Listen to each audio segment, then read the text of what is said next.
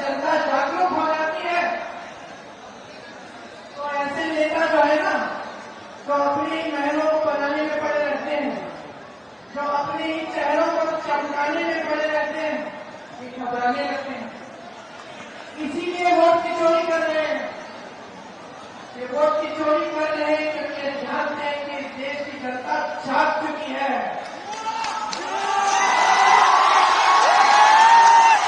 अब ये सब कोई बर्दाश्त नहीं करेगा, कोई बर्दाश्त नहीं करेगा। ये जो नौजवान यहाँ खड़े हैं, शिक्षित हो कि नहीं हो बताओ, लेकिन बेरोजगार हो। और जब नियुक्तियों की बारी आती है, टाइम आता है कि इम्तिहान दोगे नौकरी के लिए, तो क्या होता है? पेपर लीक होता है, घोटाला होता है, वहां भी चोरी होती है। हर जगह घूस है, हर जगह चोरी है, हर जगह भ्रष्टाचार है। जहां देखो एक सड़क नहीं बनती है बगैर भ्रष्टाचार के, पुल नहीं बनता है, एक खंभा नहीं लगेगा बिजली का बगैर भ्रष्टाचार। और इनकी ये हिम्मत है कि आपके सामने आकर के भविष्य की बातें करते हैं, अतीत की बातें करते हैं। चलिए खड़े अतीत की बातें करते हैं, ये भी करनी होती थी बात। ये जो विकास हो रहे कारखाने लगे किसने लगवाए? कांग्रेस पार्टी ने लगवाए। ये कांग्रेस पार्टी ने लगवाए।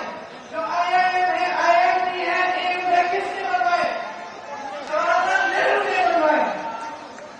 अगर अतीत पे हम बात करें तो इनकी बहुत सी बंद हो जाएगी, लेकिन हम अतीत की बात नहीं करते, हम वर्तमान की बात करते हैं, हम अपने आज की बात करते हैं।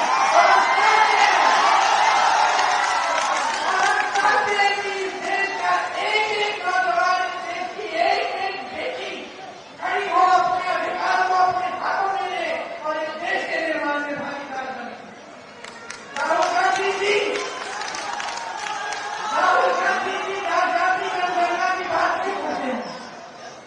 सामाजिक समानता की बात क्यों करते हैं? सामाजिक न्याय की बात क्यों करते हैं? क्योंकि आज भी पूरी तरह से प्रतिनिधित्व नहीं है पिछड़ी जातियों का, पिछड़ी जातियों का, दलितों का, अल्पसंख्यकों का। पूरी तरह से प्रतिनिधित्व नहीं है। और जितनी आबादी है उतना प्रतिनिधित्व नहीं है। तो वो चाहते हैं कि सामाजिक न्याय हो, कि जाति जनगणना हो।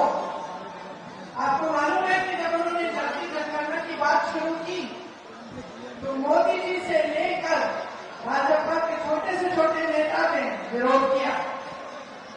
फिर पिछले चुनाव में उनको लगा कि जनता का समर्थन तो है, क्योंकि जो चुनाव का नतीजा था वो उनकी खुशी के लायक नहीं था। उनको पता चला कि यहाँ तो कुछ बदल रहा है। तो फिर उन्होंने कहा कि चलो बिहार में भी जाति जनगणना करते हैं। फिर क्या हुआ? ठंडे बस्ते में डाल दिया गया। गए कचहरी, ऑर्डर निकलवाया और ठंडे बस्ते में डाल दिया। और वही जाति जनगणना कांग्रेस ने तेलंगाना में कराई और उसके तहत वहां पे सारा काम हो रहा है।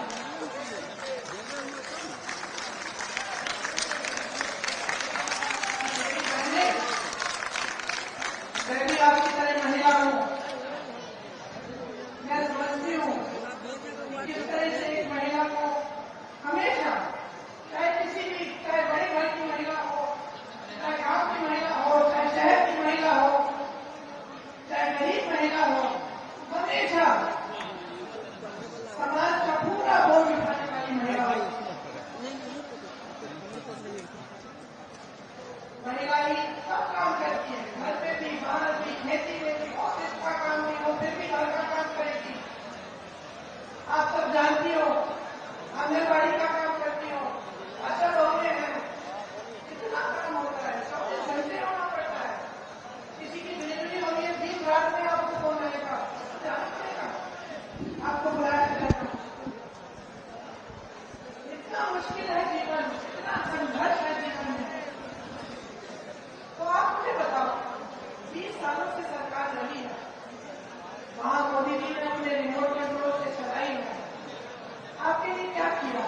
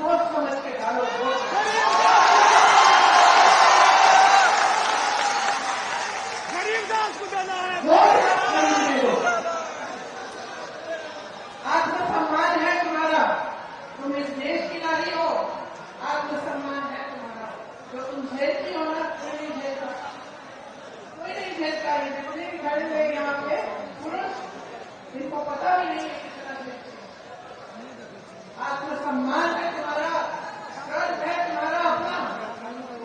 ये देश की जो नई पीढ़ी है उसकी परवरिश तुम करती हो, उसे बड़ा तुम करती हो।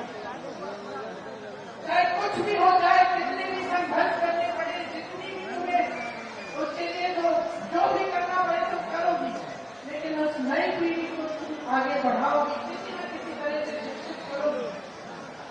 मैंने यूपी में देखा है, गांव की महिलाएं थी, वो शिक्षित नहीं थी, क्या क्या संघर्ष किए उन्होंने अपनी बेटियों को पढ़ाने के लिए। इसीलिए आपको सम्मान है आपका। ये पूरा समाज जो है, ये पूरा देश जो है, इसको आप जीवित रखती हैं, इसको आप मजबूत रखती हैं, इसकी परवरिश आप करती हैं। इसीलिए अपने अधिकारों को अच्छी तरह से समझ लो,